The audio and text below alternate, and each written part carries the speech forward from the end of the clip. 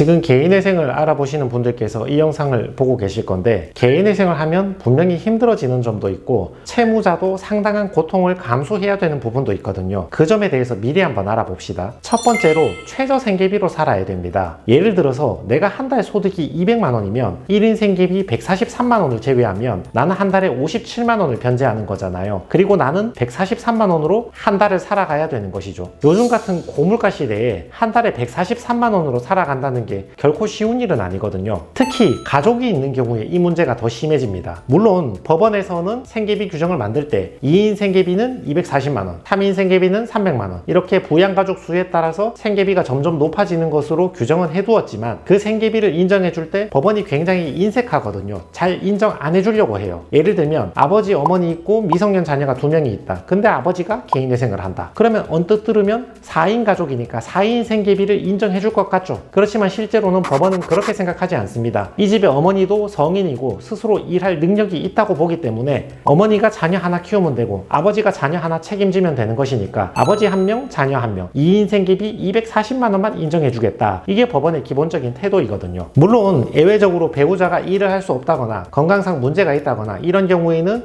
2인 생계비보다 더 많이 인정해 줄 때가 있긴 하지만, 아무튼 법원은 기본적으로 생계비를 가족 머릿수만큼 최대한 인정해 주려고 하진 않는다, 인색하다, 여기에 대해서 미리 인정을 하셔야 됩니다. 그렇기 때문에 채무자는 자기가 원래 쓰던 생활비보다 더 줄여서 더 작은 생활비로 개인회생 변제 기간을 버티셔야 되는 어려움이 있는 거죠. 두 번째는 절차가 복잡합니다. 여러분, 개인회생도 재판이잖아요. 신청서를 작성해서 법원에 제출해서 판사의 결정을 받아야 되는 재판이라고요. 개인회생 신청하면 무조건 받아준다고 가정하면 재판이 있을 필요가 뭐 있습니까? 구청에서 초본 등본 떼는 것처럼 내자마자 바로 인정해줘야지. 근데 재판이기 때문에 서류도 많이 제출하고 절차를 거쳐야 되는 거죠. 신청서를 제출하고 금지명령도 받아야 되고, 법원에서 궁금한 걸 계속 물어보면 보정서라는 형태를 통해서 계속 답변을 해줘야 되고, 개시결정도 받아야 되고, 채권자가 이의 신청이 들어오면 거기에 대해서 답변서도 써야 되고, 인가결정을 받아야지만 비로소 개인회생 절차가 끝이 난다는 말이죠. 제 영상 다른 거 보셨으면 아시겠지만 은행에서 몇 년간 입출금했던 내역, 신용카드 사용했던 내역, 최근에 대출받은 거 어디에 썼는지 전부 다 소명을 해야 되거든요. 특히 내가 가지고 있는 부동산의 명의 변경이 되었다거나 최근에 부동산을 처분한 사람들, 개인 사업자인데 창업과 폐업을 여러 번 반복한 사람들, 카드깡 한 사람들 있죠. 대출 안 나오니까 카드 100만 원 결제하고 수수료 20만 원 주고 80만 원 돌려받은 사람들, 이런 사람들일수록 소명할 내용들이 자꾸 늘어나기 때문에 재판 절차가 복잡해질 수 있습니다. 세 번째는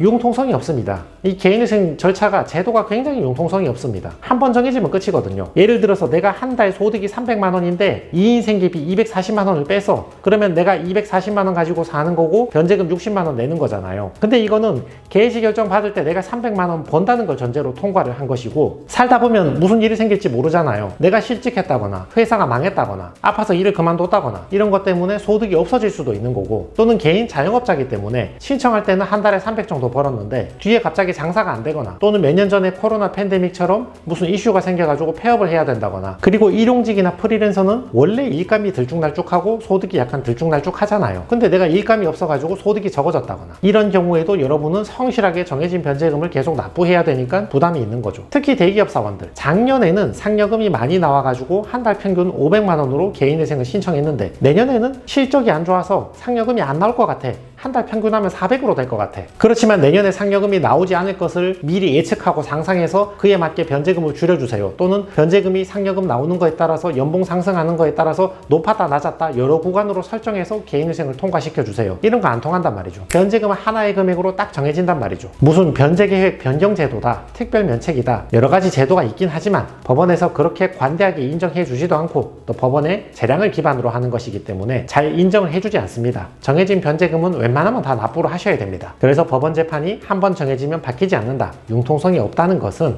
그만큼 변수가 생겼을 때는 채무자인 나 스스로가 오롯이 그 변수의 부담을 다 감내를 해야 된다. 어디 가서 변제금을 빌려서라도 와야 된다. 이런 부담으로 작용할 수 있는 거죠. 네 번째는 3년 이상 펜션을 유지를 해야 된다는 것입니다. 여러분이 개인회생을 진행하는 것은 일부 변제, 일부는 탕감이잖아요. 근데 신청하자마자 이 일부를 탕감해 주는 게 아니고, 여러분이 3년 변제를 훌륭하게 완성을 하고 면책 결정을 받아야지 내가 변제하지 못한 금액에 대해서 면책, 탕감을 해준단 말이죠. 내가 채무가 1억이라고 가정을 해봅시다. 한 달에 달에 100만 원씩 36개월 총 3,600만 원 변제하는 것으로 개시 결정을 받았습니다. 그러면 변제 못한 6,400만 원은 탕감이잖아요. 신청하자마자 탕감의 효과를 주는 게 아니라 내가 100만 원씩 36회를 성실하게 이행을 했을 때, 면책을 받았을 때 그제서야 비로소 6,400 채무를 없애준다 그 말이죠. 근데 개인회생을 하다 보면 실직할 수도 있고 아플 수도 있고 일을 그만둘 수가 있고, 특히 우울증이나 조울증 있는 거 이런 분들 갑자기 이 꼴 저 꼴 보기 싫고 일하기 싫고 이런 경우도 많이 있단 말이죠. 그런 경우에 3년 변제 계획을 완성을 못 해버리면 여러분은 면책의 효과를 볼 수가 없기 때문에 눈이 오나 비가 오나 몸이 아프든 무슨 사유가 있든 간에 나는 3년 동안 성실하게 변제금을 납부를 하는 의무를 이행해야지 면책의 효과를 볼 수가 있는 겁니다. 가운데 그만둬버리면 아무 의미가 없는 거죠. 그래서 결론은 채권자의 희생이라는 부분을 약간을 고려해 봅시다. 왜냐하면 채무자인 내 사정만 주장하는 게 아니잖아요. 법원 입장에서는 채무자인 나도 쳐다보지만 채권자도 쳐다보고 있단 말이죠. 그리고 양자의 이익을 균형을 이루고 조화를 이루어야 되기 때문에 채권자가 일부 변제 못 받고 자기의 권리를 희생하는 부분도 있기 때문에 채무자 역시 힘들어도 자기 생활비를 줄이고 계속 성실하게 변제금을 납부해야 되는